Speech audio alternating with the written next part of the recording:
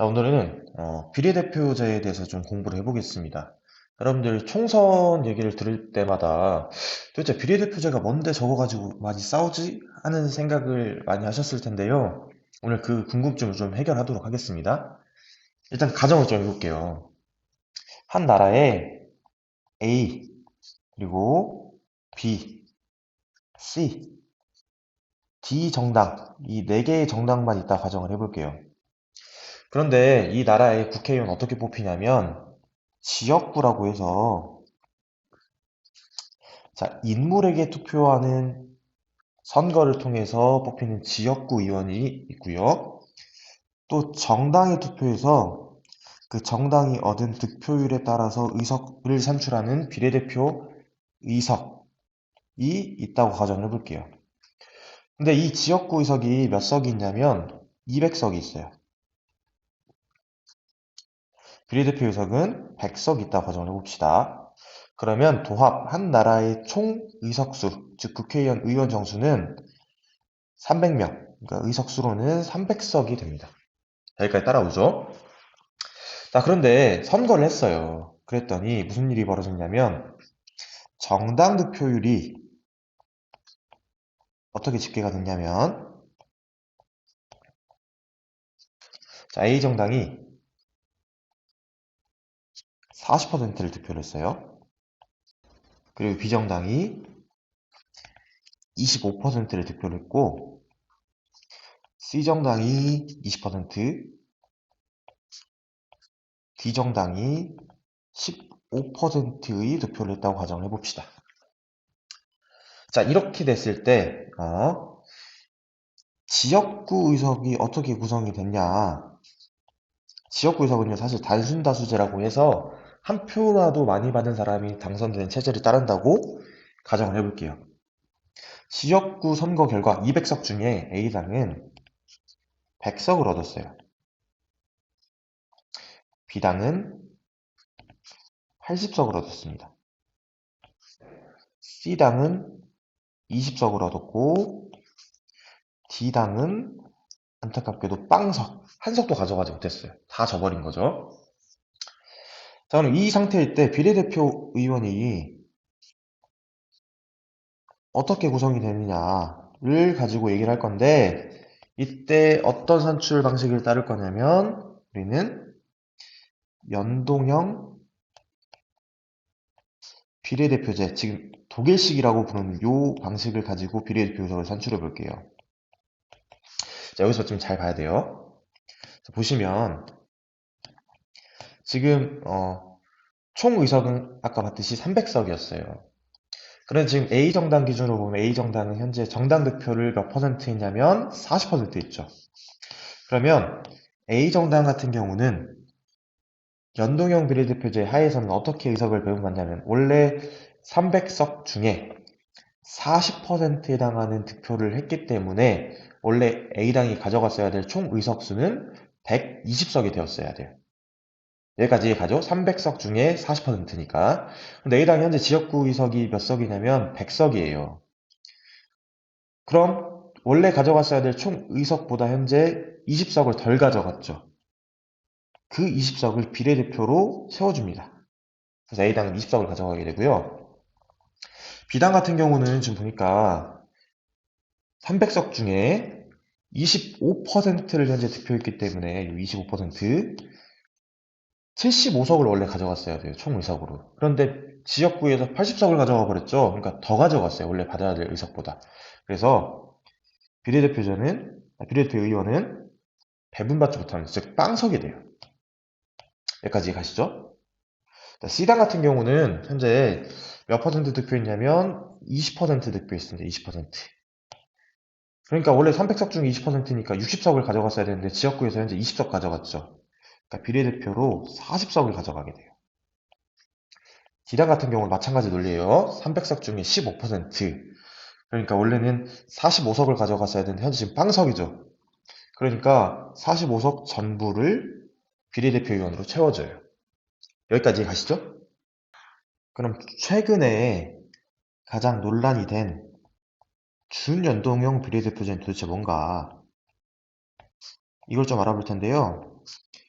연동형 비례대표제를 이해했으면 이 준연동형 비례대표제는 굉장히 이해하기가 쉬워요.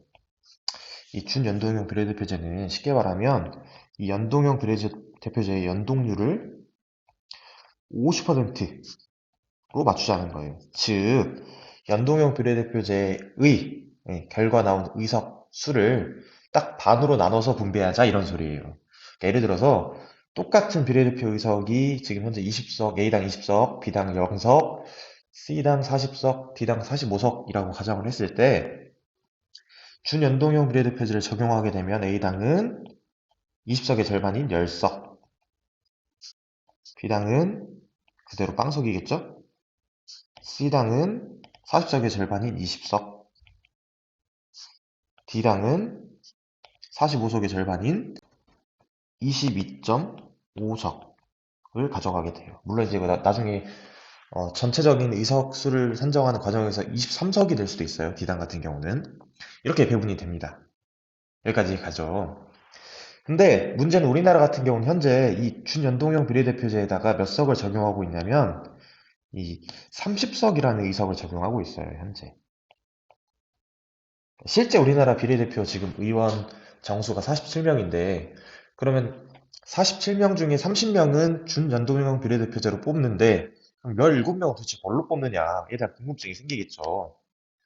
그 17명을 뽑는 방식을 우리가 병립형이라고 불러요. 근데 요 병립형은 실은 그 전까지, 그러니까 우리가 이번 총선을 치르기 전까지 계속해서 유지해왔던 방법이에요. 이건 단순하게 뭐 하는 거냐면 정당 득표율에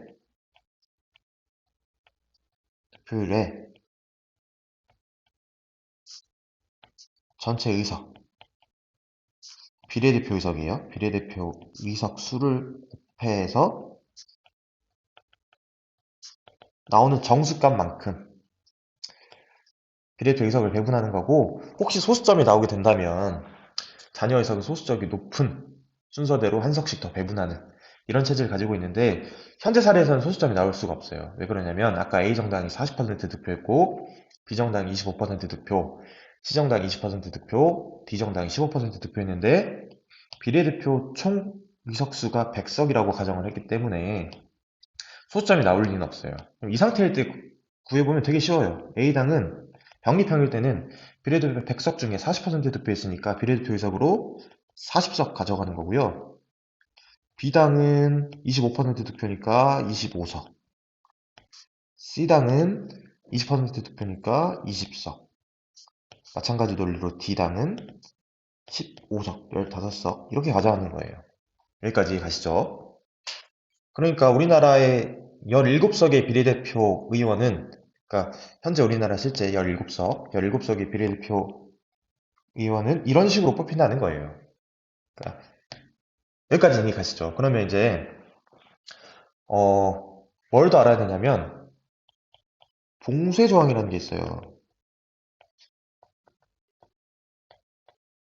이게 뭐냐면 기준을 세운 거예요. 적어도 이 정도의 기준은 되어야 비례대표 의석을 배분받을 수 있어요 라는 봉쇄 조항이 우리나라에 있어요. 근데 이 기준이 어떻게 되냐면 한 정당이 지역구에서 의원을 5명 이상 배출하거나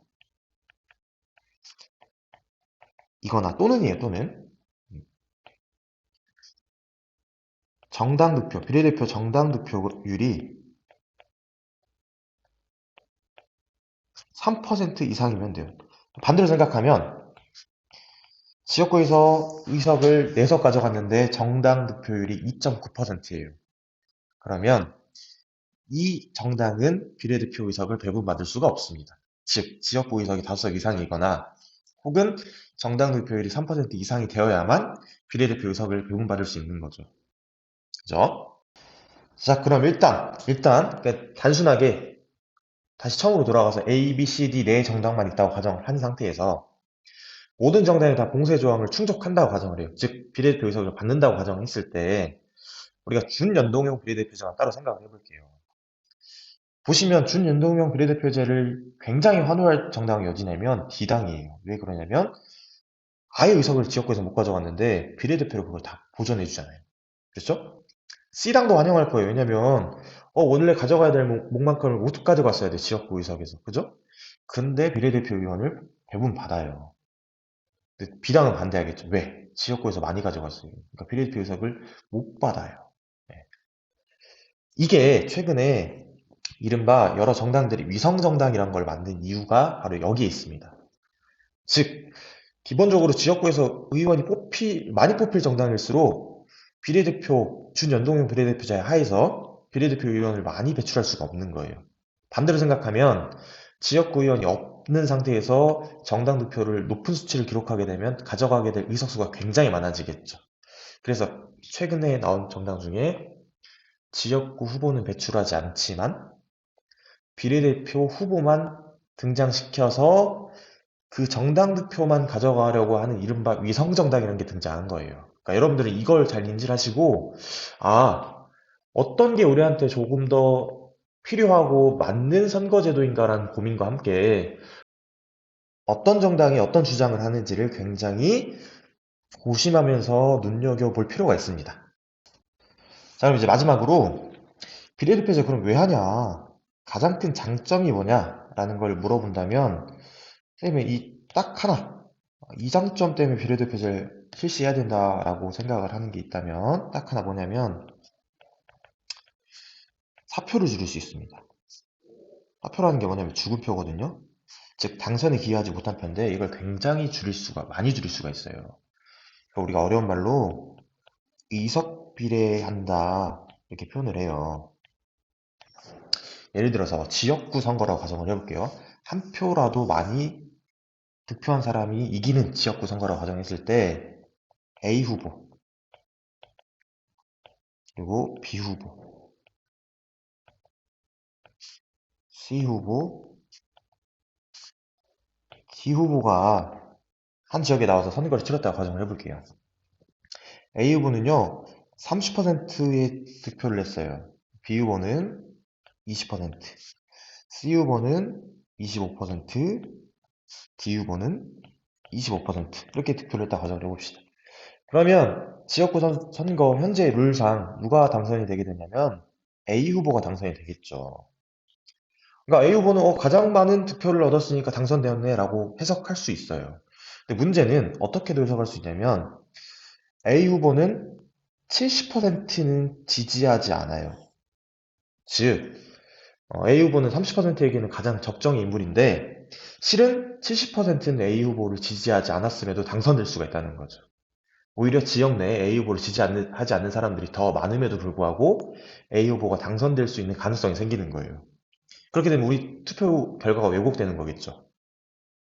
그렇죠?